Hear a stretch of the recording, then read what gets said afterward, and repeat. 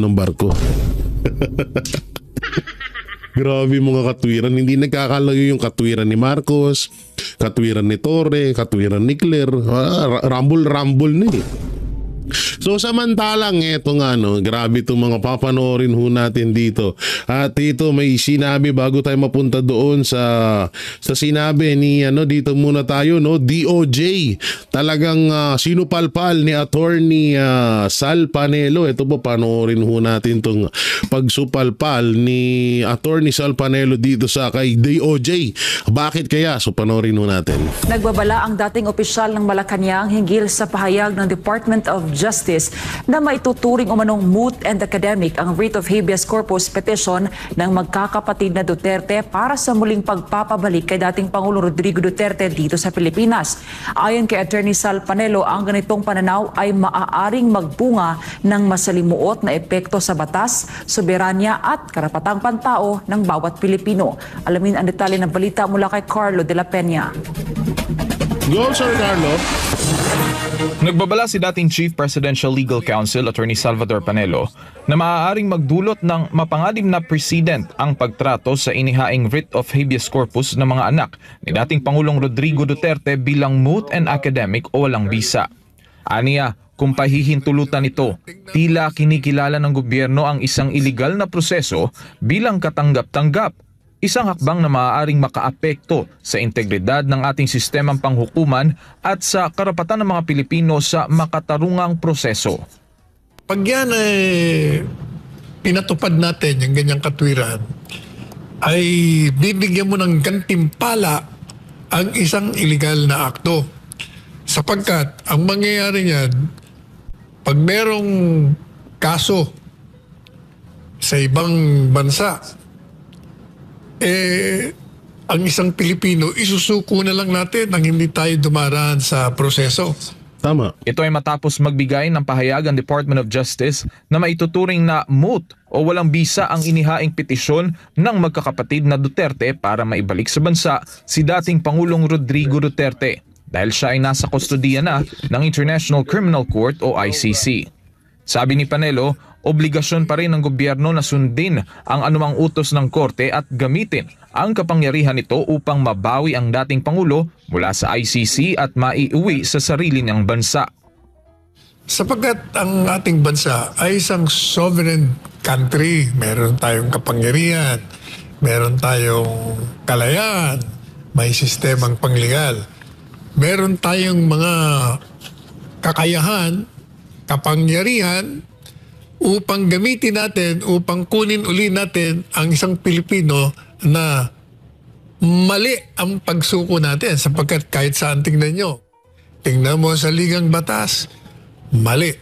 Tingnan mo ang Rome Statute, mali rin ang ginawa nila. Tingnan mo Extradition Treaty, mali pa rin. Tingnan mo yung 59 provision nila, mali pa rin. Sa kabila nito, umaasa pa rin si Panelo na kikilos na ang Korte Suprema upang agad na maglatag ng malinaw na gabay sa gitna ng isang pambihirang sitwasyon na ayon sa kanya ay may malalim na epekto hindi lamang sa umiiral na batas kundi maging sa pambansang soberanya at karapatan ng bawat Pilipino. Hindi, alam nyo ito para sa akin iyan na lang din talaga kasi wala naman na tayo din aasahan dyan sa mga yung sa DOJ. Justice, DOJ, ano ba meaning niyan? Pasay kay DOJ, sa DOJ, sa DILG, yan, wala na ho tayong dyan eh. Wala na ho tayong aasahan dyan. Kakampi na, magkapatid na Remulla, alam naman na natin na nagsibaliktaran na yan. Tapos na sila sa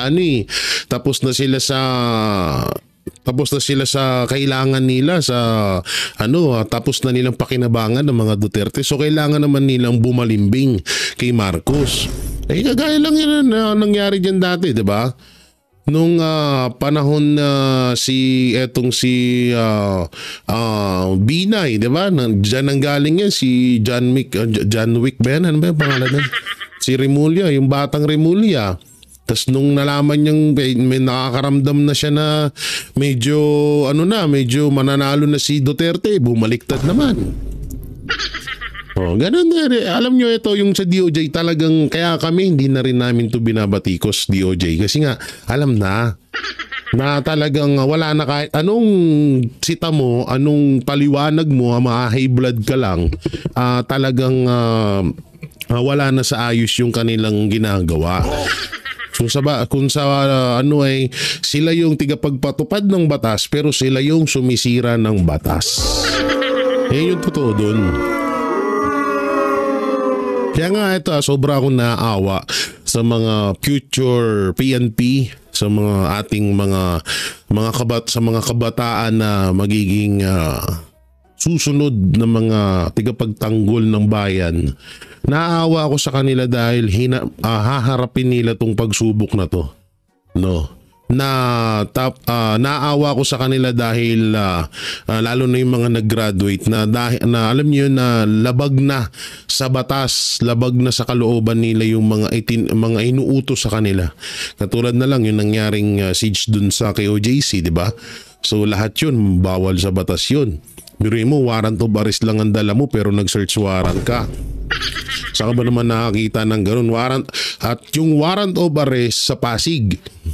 Pero ang ginawa, pumunta silang Davao. Ang pinakamatindi pa doon, isang pastor lang yung kalaban nila. Umabot po sila ng 6,000 talagang 6,000 na pulis ang dinala doon.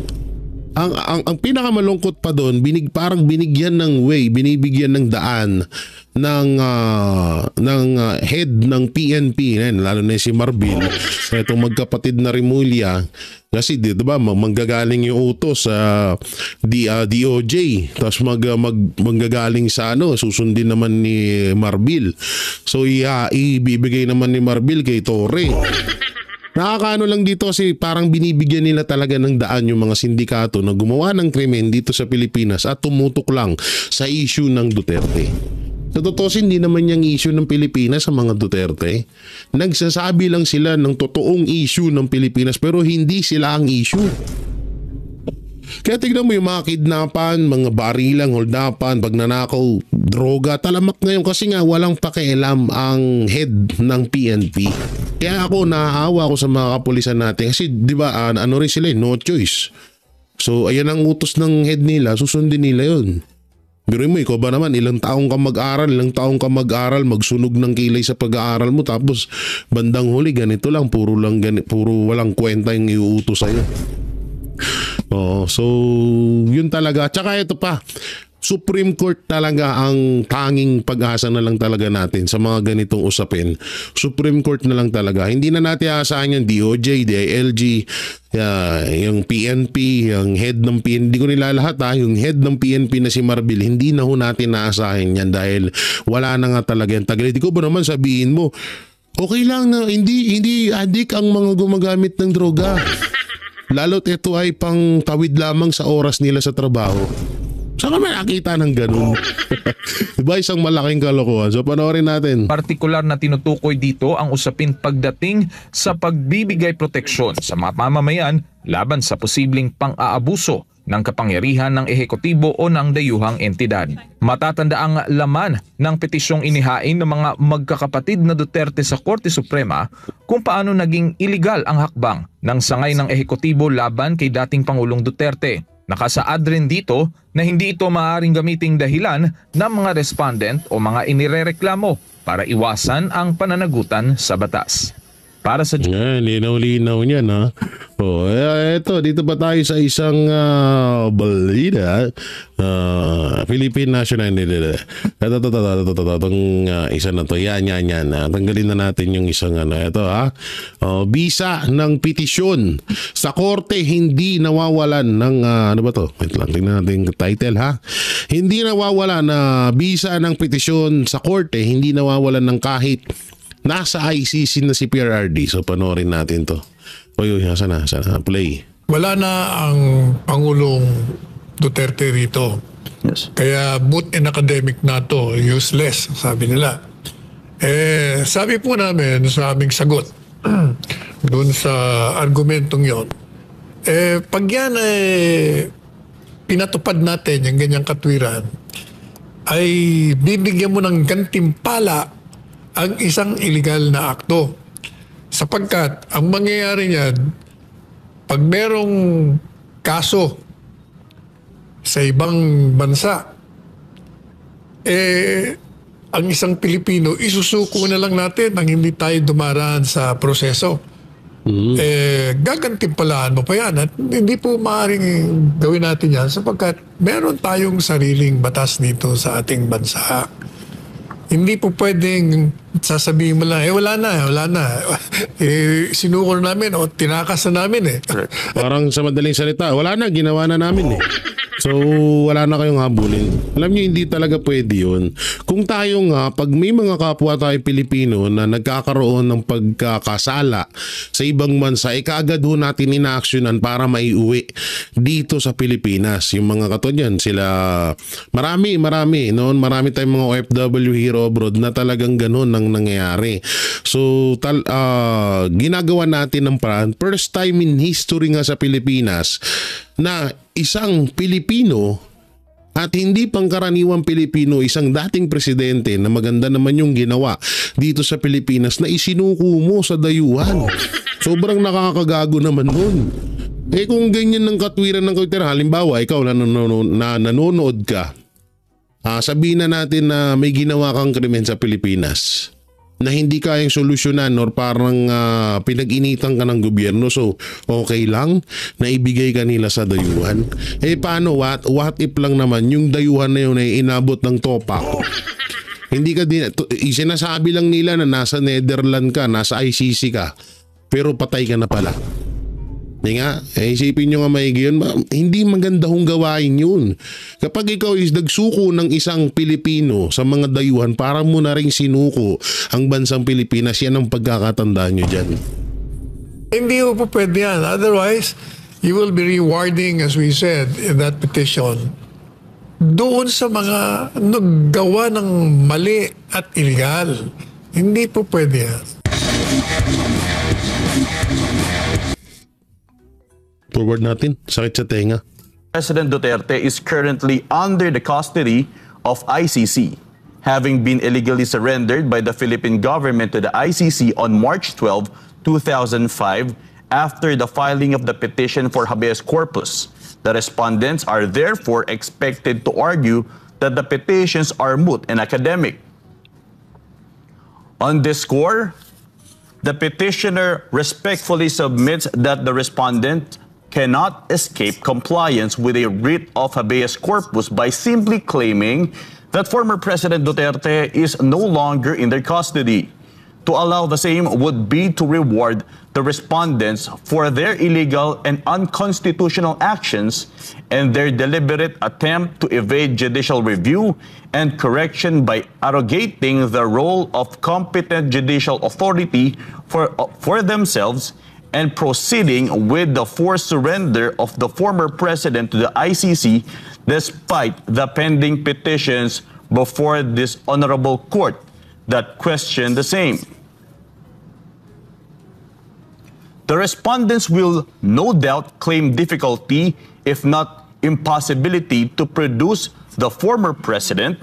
Yes, Atty. Siguro yung unang paragraph na binasa mo, explain muna natin. Kasi yung mga opisyalis na nakademanda doon sa petition for writ of habeas corpus, sinasabi nila na wala na ang Pangulong Duterte rito. Yes. Kaya moot and academic na to, useless. Pakinggan na natin to, dito tayo. Dito tayo sa unahan, ha? Demanda. So, ibinigay nila sa ICC. Subalit, 1 week after pong maisuko nila ito, natuklasan nila, hindi pala sinunod yung batas ng Italian government sa pag-aresto at pagsuko. Kaya ang ginawa nila, since mali ang prosedimento sa pagsusuko, ay kinuha muli nila. Nagpadala ng eroplano ang Italian government, eroplano ng gobyerno ng Italiano, at kinuha muli sa ICC. Wala hong magawa ang ICC. Pero ito, ma-post lang natin sa Atty. Sala. Alam nyo, ito pinakamagandang gawin na para maliwanagan talaga lahat. Kung halimbawa man ho na maging presidente si Vice President Sara Duterte, pero alam ko na hindi gagawin to ni Vice President Sara Duterte at ng mga Duterte. Dahil maling-mali talaga. Pero ang pinakamagandang gawin para maipamuka sa lahat ng supporters ni Marcos Jr. na naniniwalang tama yung ginawa nila kay Pangulong Duterte. Bakit hindi dito sa Pilipinas nilitis? Bakit hinayaan sa ibang bansa? Sipin nyo maigi. Halimbawa, gawin ni Vice President Sara Duterte yung ginawa niya, yung ginawa ni Marcos sa tatay niya. Na hindi sundin ang batas ng Italian at bigla na lang ipadala doon sa ICC. Di ba ganun din ang magiging reaction nila? Pustahan tayo. Yung tigapagtanggol ni Marcos, yan sila Remulla. Biro nyo, lahat ng sinabi nila dyan, sasangayunan nila. Katulad yan, hindi nila sinasangayunan yung about sa no jurisdiction na ang ICC dito sa Pilipinas. No, so pinapalabas nila. Kaya namin dinala doon si Duterte kasi tinanggal niya jurisdiction dito sa Pilipinas.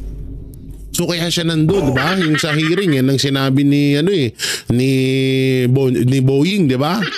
So ngayon ang pinakamaganda gawin dito, pag nanalong presidente si Vice President Sara Duterte, yung ginawa ni Marcos, iano sa kanya kaso wag pala. May napaisip pala ako bigla. Kakampi pala nila yun. Oo, wag pala, mas maganda. Dito siya nagkasala, dito siya dito siya litisin. No, mali yun. Mali pala yung nasa utak mo. Hindi, parang ang gagawin lang sample lang, no? So alam ko na talagang maling-mali talagang ginawa nila kay Pangulong Duterte. Kaya nga sabi ko, at hindi naman din, ulitin ho namin sa lahat ng mga ngayon lang baka na late dito sa isyong to, no? Sinabi po na paulit-ulit ni Pangulong Duterte na kaya niya pong harapin lahat ng ibinibintang sa kanya mapatungkol sa AJK or doon sa war on drugs, no? At yung mga namatay doon. Pero dito siya litisin sa Pilipinas. Pero anong ginawa ni Marcos? Ibinigay siya sa ICC. Ibinigay siya sa mga dayuhan. So sa madaling salita, bukod sa binastos na ni Marcos Jr. yung Korte Suprema, yung ating batas dito sa Pilipinas, ay binastos niya rin po ang konstitusyon.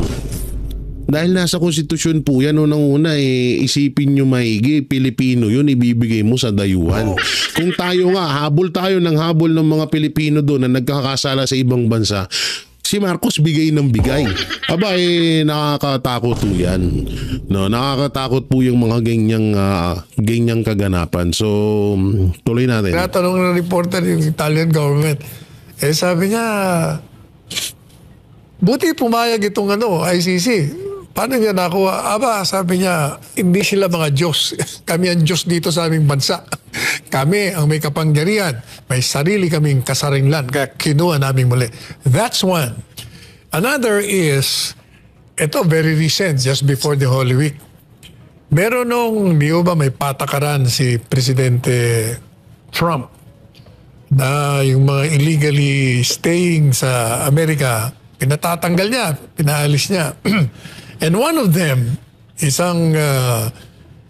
kung hindi tayo nagkakamali, national ng El Salvador. Tinanggal, binalik sa El Salvador, pinakulong, sinuko, dineport.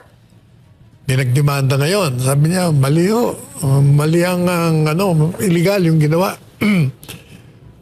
Nagbista sila. Sabi ng hukuman ng Amerikano, mali, hindi po pwede yan. Pwede tayo magpatanggal pero sundin natin ang batas natin dito.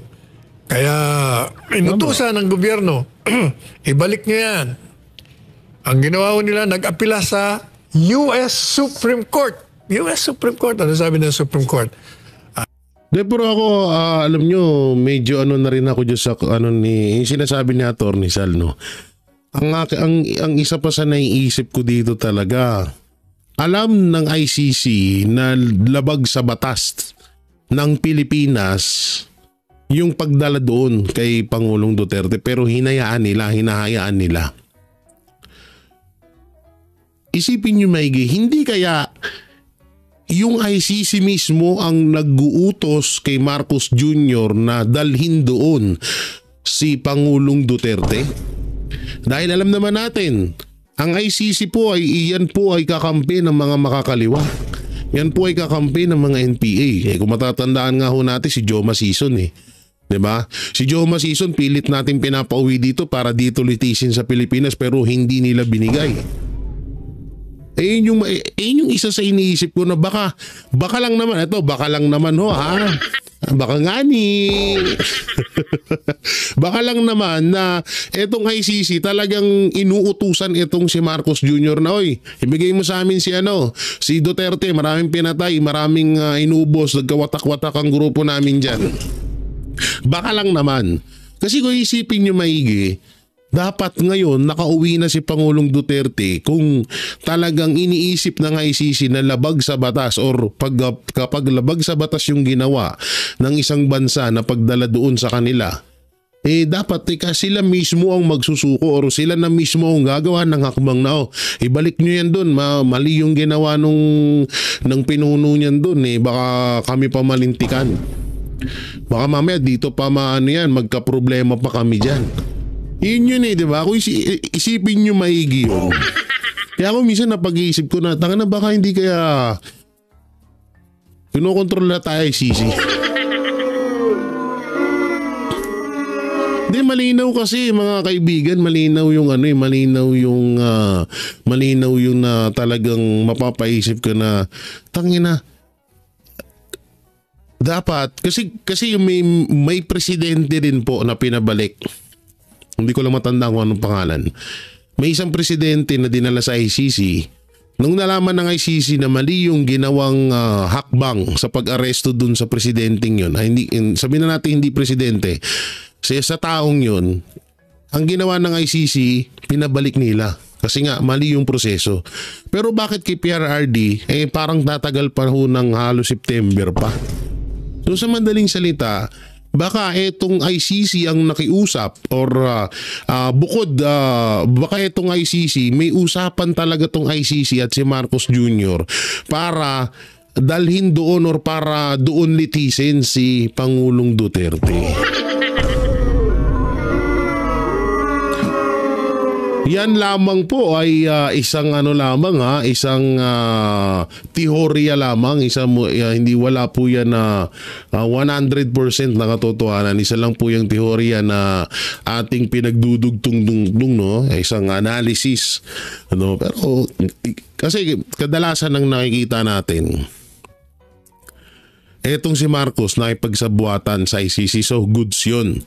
Yun din ang nakikita ko. Pero hindi kaya talaga na gusto din ng ICC na talagang maaresto si Pangulong Duterte dahil alam naman natin na yung ICC ay isa rin yan sa mga leader ng mga makakaliwa. Diba? Sa mga terorista sa buong mundo.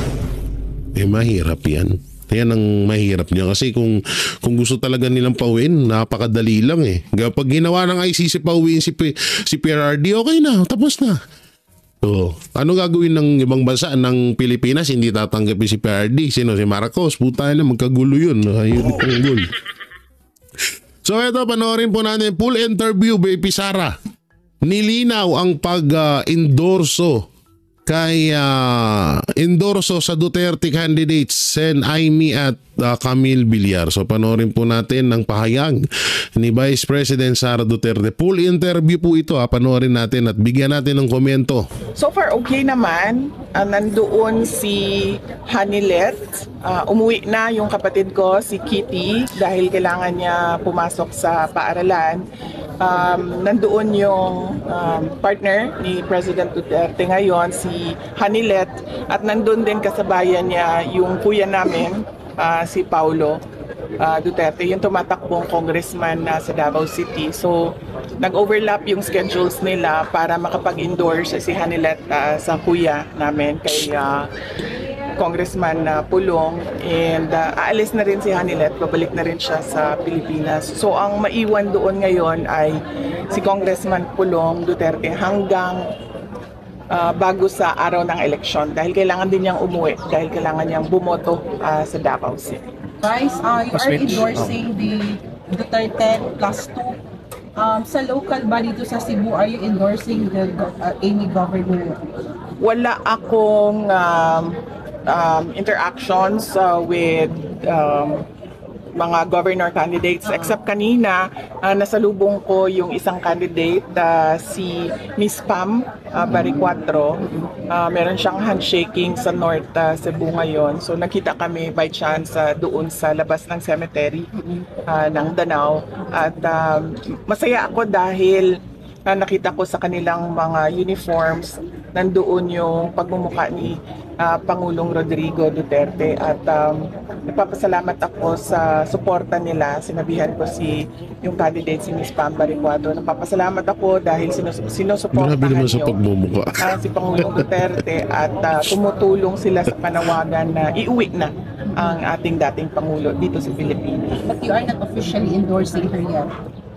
Wala namang mga ganun, ma'am. Pero kaibigan ko naman si Ms. Pam Baricuatro bago pa man nagkaroon ng filing of candidacy, bago pa nagkaroon ng 25 May elections, ay magkakilala na po kami noon pa. Kaya hindi po odd or awkward sa amin na magkausap at magkita. Vice, sinabi mo noon na wala kayong i-endorse ng kandidato, pero what made you decide to endorse sila Camille, sila Senator Aimee at yung buong slate ng PDP? Opo, naalala nyo, galing ng memory mo, naalala nyo noong ako ay nag-resign sa Department of Education, yun din yung time na nagtanong sa akin si dating Pangulong Rodrigo Duterte kung pwede ba akong tumulong sa PDP at mangampanya sa mga senators.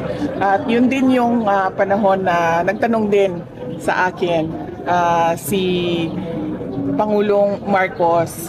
Tinanong niya ako kung sasali ba daw sa alyansa ang hugpong ng pagbabago ang HNP dahil noong 2022 ay syempre HNP ako and then magka-tandem kami. So ibig sabihin nanghingi din pala ng tulong si Marcos kay Vice President Sara Duterte para dito sa Alyansa Pilipinas.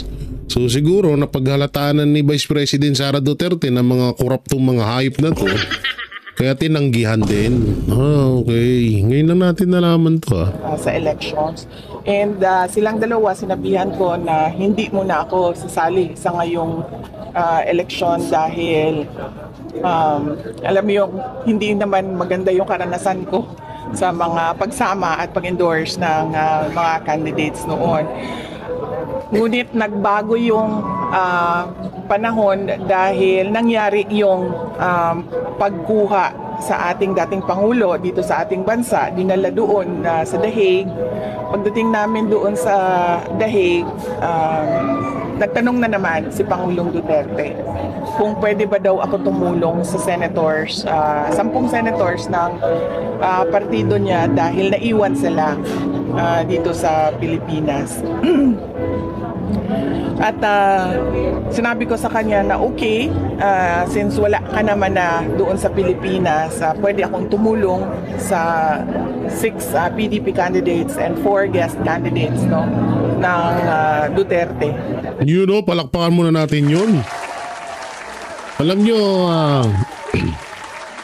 ito po yung inaantay namin na sana medyo naging atat lang kami. Kasi nga pero ito na yung sinasabi namin na sana habang andun po si Pangulong Duterte sa Netherlands, sana si Vice President Sara Duterte muna sana ang tumayo or mag-endorso sa mga 10 Duterte senatorial candidate ni Pangulong Duterte.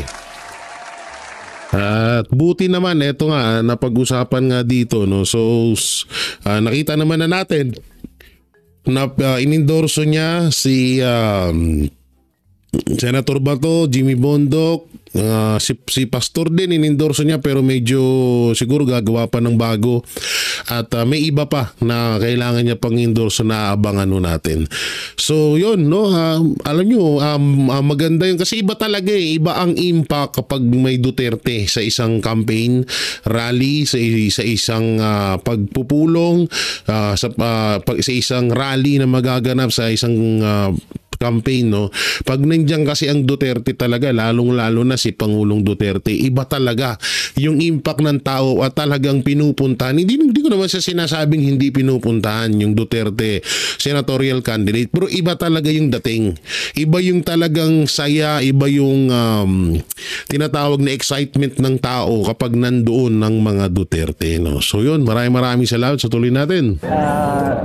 Ang tawag nila ngayon sa kanilang grupo ay Duterte. So yan po yung panawagan na block voting o vote straight doon sa 10 senators ng Duterte. At ang kay Camille Villar naman at ang kay Senator Amy Marcos, tulad din kay Pam Baricuatro, hindi naman odd or awkward dahil si Senator Amy Marcos, kilala niya ako, magkakilala kami. Actually, first time kami nag-meet at nagkakilala dito sa Cebu ni Senator Amy Marcos noong taong 2012 kami nakita dito unang-una sa Cebu. At si Camille naman ay matagal ko na rin siyang kilala. Matagal na kami merong exchange ng mga ideas on motherhood. Dahil napakabait na tao ni Camille Villar at napakabuting ina ni Camille Villar. In fact, nung nakita kami bago lang dahil ginawa namin yung kanyang advertisement, ang kanyang endorsement, ang napag-usapan namin ay pamilya pa rin. So sabi ko sa kanya, medyo magiging busy ka dahil kampanya, dahil magiging senator ka. Tulad din sa akin, ganyan din yung pinagdaanan ko noon, no? Nahirapan ako ibalanse yung panahon ko para sa mga anak ko, para sa pamilya ko at yung trabaho ko. Pero natuto din ako nung ako ay mayor nung 2010. Nung pagbalik ko nung 2016, natuto na ako magbalanse sa pamilya at sa trabaho. In fact, yung isang anak ko ay nandyan, lalakad sa paligid. Ano yung pag-endorse kay candidate kay Senator Amy? Does it have the blessing from the President kay PRRD? Wala. Hindi kami nagkausap ni President Duterte ng mga kandidato for senators labas sa Duterte, sa 10 senators ng Duterte. So yun nga, no, bali wala talagang parang hindi na pag-usapan ng mag-ama or sabihin na natin hindi rin kagustuhan ni Pangulong Duterte na i-endorse or walang utos ni Pangulong Duterte na i-endorse itong si Amy Marcos. So sariling ano lang talaga pala, sariling idea lang yan or sariling plano ni Vice President Sara Duterte. So basta sa PDP laban lang tayo. Oo, bahala ang mga tao, basta ang importante wag ho natin ipagpapalit ang 10 Duterte senatorial candidate sa mga ini-endorso or sa maaring i-endorso ng mga kandidato na galing sa alkansya bagoong Pilipinas. No, yun yung pinaka-importante na lang doon. Kasi na-endorse na ni Vice President Sara Duterte si Amy, pati si Camille. So ang gagawin na lang talaga namin dito ng mga sumusuporta at nagbabalita sa inyo na kung ano mang yung plano nyo, desisyon nyo yan, pero ang amin ay huwag nyo pong kakalimutan at huwag nyo hong babawasan ang 10 Duterte senatorial candidate. Yun na lang talaga dyan. No? So yun, narinig naman na natin yung opinion ni Vice President Sara Duterte. So tuloy pa natin, baka meron pa tayong ibang makuhang impormasyon. Vice, paano makakatulong tong endorsement mo sa ranking nila at sa pagtanggap ng mga tao? Naku, hindi ko alam. Sa totoo lang, hindi ko alam kung makakatulong ba yon sa kanilang candidacy Pero yun ang obligation ko sa ngayon, nakiusap ang dating Pangulong Duterte para sa mga senators. At sinabi ko nga, kaibigan ko, si Senator Amy Marcos at si Senator Camille Villar. Kulang din naman kasi ng dalawang kandidato yung 10 dahil as a voter, tayong lahat ay binigyan tayo ng right to vote for 12 senators. Miss Annie? Maybe your visit to Cebu is also to endorse and campaign, considering that Cebu is also a vote rich province. Sa ngayon, wala akong sinasalihang rallies. Ang ginagawa ko lang ay, madami akong ginagawa actually. Galing ako Samar, and then kahapon galing ako north ng sa Leyte, sa province of Leyte. Ang ginagawa ko unang-una, nagpapasalamat sa mga tao. Pero sana isa pang kahilingan at yan din siguro, at yan din, hindi pala siguro, yan din ang nakikita ko sa mga comment section. Sa hindi naman mga trolls ang supporter ng mga Duterte, pero nakikita ko doon na nare-request nila na sana kapag pag nagsagawa ng big campaign rally ang Duterte senatorial candidate, sana po makita ho natin doon si Vice President Sara Duterte at syempre si Mayor Basti Duterte, isa rin future president yan ng Pilipinas, no? Yun yung nakikita ko kadalasan na hinihiling ng mga netizen. So sana mapigbigyan, pero antayin din natin. Ito kasing taon din na to si Vice President Sara Duterte, napaka-busy din syempre. Bilang Vice President ng Pilipinas, pangalawang leader ng Pilipinas, may mga obligasyon din siya. At yun, isa pa yun, yung kanyang pamilya din, no? So antayin na lang siguro din natin yung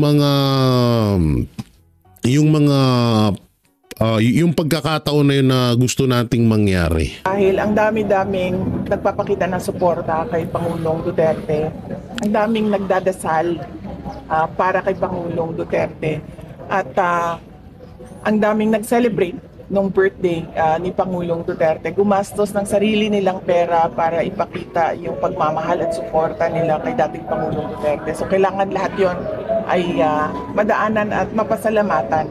Hindi man isa-isa yung pagpapasalamat, pero gusto ko na malaman nila na bumisita kami, dumaan kami para ipakita din sa kanila yung pagpapasalamat namin dahil napakalaki ng tulong ng kanilang mga dasal. Sigurado ako nagpapalakas ng loob yun kay Pangulong Duterte. Ma'am, 3 weeks na lang before election. Last 3 questions. How do you intend to do the campaign, ma'am, to take the very schedule? Opo. Will you join sorties sa mga campaign rallies po nila? Oo. Yeah, so far ngayon, wala akong sinasalihan na rallies dahil hindi din naman magkasama yung Duterte at saka yung dalawang candidates, no? Hopefully, depende sa PDP, hindi naman kasi ako member ng PDP, pero mapag-isipan nila kung paano gagawin yung mga rallies na kompleto.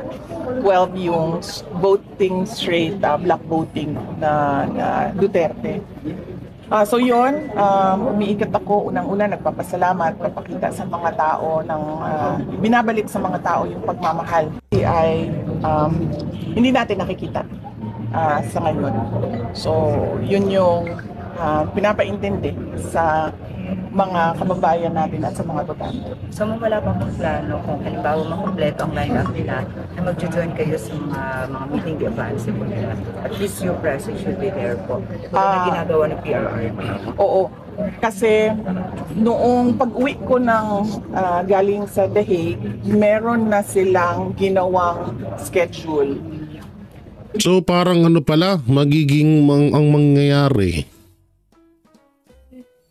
Gulo nito So mangyayari pala dito, parang may pagkakataon na itong si Amy Marcos, Camille Villar ay maaaring at etong Duterten, yung 10 Duterte senatorial candidate ni Pangulong Duterte ay maaaring magsama sa isang campaign rally. At sabi ni Vice President Sara Duterte dito, oo daw, pupunta daw siya kapag nandun daw, pag nakompleto daw yung dosing Duterte senatorial candidate. So hirap na. So ibig sabihin, parang ano to, si Camille Villar, parang ang nangyari, tumiwalag na sa alyansa. Ayun ako, lagot na si Marcos, nagkakawatak-watak na sila. Si Amy, alam natin na namamangka sa dalawang ilog yan eh. Pero si Camille Villar ang dito, parang ang nangyari, parang hindi man siya totaling member ng PDP Laban, pero parang nangyayari kasi dito, para siyang kumalas. Para siyang kumalas na dun sa Alyansa Pilipinas at mas pinili niya ang Duterte. Kasi sa totoo lang unang nag-endorso po kay Camille Villar ay si Pangulong Marcos Jr. So parang kabastusan sa isang grupo sa Alyansa Pilipinas na magpapa-endorse ka doon sa kabila. Eh alam naman natin na kakampi natin to si Vice President Sara Duterte, anak to ni Pangulong Duterte. Excuse me. Alam naman natin anak to ni Pangulong Duterte. So naku po, delikado ka Marcos.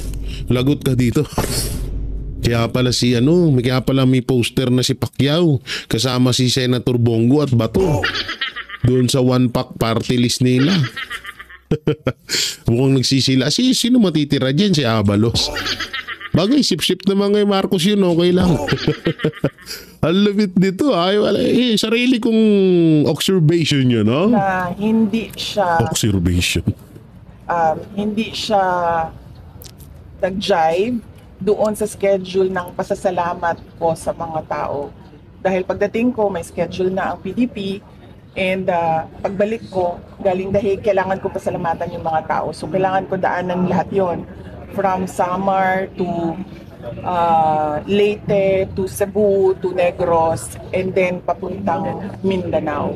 So hindi nagkatugma yung schedule namin, pero kagabi lang ay ginagawa namin yung materials namin. Meron akong ginawang video na pwede nilang i-play sa kanilang mga rallies. At bibilisan ko yung pagpapasalamat, pag-ikot sa mga tao para makaabot ako at least man lang a few days before election day at hanapin ko kung ano yung rallies ng mga Duterte. So narinig natin doon na may mga ginawa siyang video, pero sana naman lahat ng Duterte senatorial candidate may mga video na pag-promote or pag-endorse ni Vice President Sara Duterte. Kasi kung pili lang sa Duterte senatorial candidate, medyo nakakatampo. Kasi kung si Amy Marcos nga, na alam naman na natin na maaari tayong mabudol na naman yung inendorso ni Vice President Sara Duterte. So kailangan yung 10 Duterte senatorial na talagang yun dapat ang pagtukusan ni Vice President Sara Duterte. Dapat yun ang talagang may endorse ng gusto, no? So yun naman, pero may mga sinabi naman dito ni Vice President, pag nagkatagpo naman daw yung mga schedule nila, baka daw makita natin siya sa mga campaign ng Duterte senatorial candidate. So may may isa pang tanong. Gusto ko na makuha yung reaction niyo sa sinabi ni Congressman Ortiga na kaya daw na nag-endorse kayo para makakuha na kampi sa Senado para sa maganda to. impeachment hearing. Maganda katanungan to. Hindi ko naman masabi kung ano yung preparations ng mga abogado sa impeachment. Pero nung pag-uwi ko galing The Hague ay nag-meeting kami dahil isa din yon sa mga inaasikaso ko. At sinabi nila that they are more than confident in winning the impeachment trial, impeachment case. Lagot ka, Marcos. Yan lang yung dito. masasabi ko. May iba pa paktay ka. Paktay ka, Marcos. Paktay ka. Kabahan ka na. Hindi, ma'am eh. Kasi ang nag-trigger ng paglabas ko ay yung ginawa nila kay Pangulong Duterte. At yung ginawa nila na